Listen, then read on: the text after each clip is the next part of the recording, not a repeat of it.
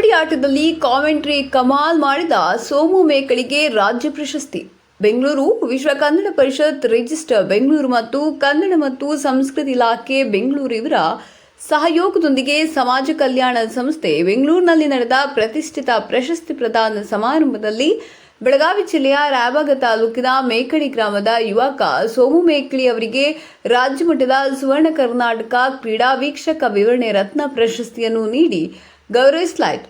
ಈ ಕಾರ್ಯಕ್ರಮದಲ್ಲಿ ಕಬಡ್ಡಿ ಕ್ಷೇತ್ರದಲ್ಲಿ ಅವರ ಗಮನಾರ್ಹ ಸಾಧನೆಯನ್ನು ಗುರುತಿಸಲಾಗಿದ್ದು, ವಿಶೇಷವಾಗಿ ಉತ್ತರ ಕರ್ನಾಟಕದ ಸಾವಿರಾರು ಜನರ ಮನಗೆದ್ದಿರುವ ಅವರ ಆಕರ್ಷಕ ವಿವರಣೆಗೆ ಮನ್ನಣೆ ದೊರೆತಿದೆ.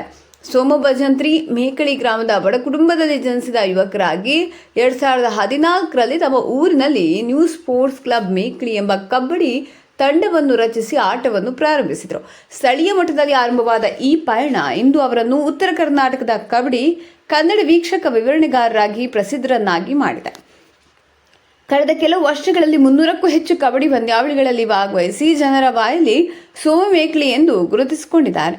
ರಾಜ್ಯದ ವಿವಿಧ ಪ್ರತಿಭೆಗಳನ್ನು ಗುರುತಿಸಿ ಅವರ ಸಾಧನೆಗೆ ಪುರಸ್ಕಾರ ನೀಡುವ ಈ ಸಮಾರಂಭದಲ್ಲಿ ಸಮಾಜ ಕಲ್ಯಾಣ ಸಂಸ್ಥೆ ಬೆಂಗಳೂರಿನ ಅಧ್ಯಕ್ಷರಾದ ಶ್ರೀಮತಿ ವೀಣಾ ಕಿಡದಾಳ್ ಅವರು ಸೋಮು ಮೇಕಳಿಗೆ ಪ್ರಶಸ್ತಿಯನ್ನು ಪ್ರದಾನ ಮಾಡಿದರು.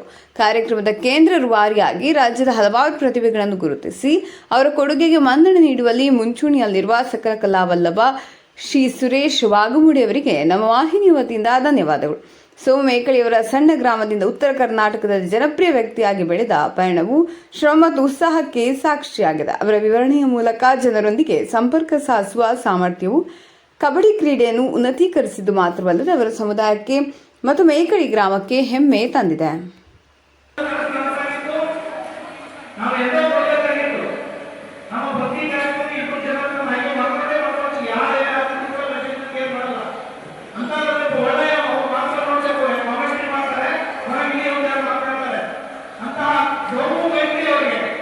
ಈ ವರ್ಷದ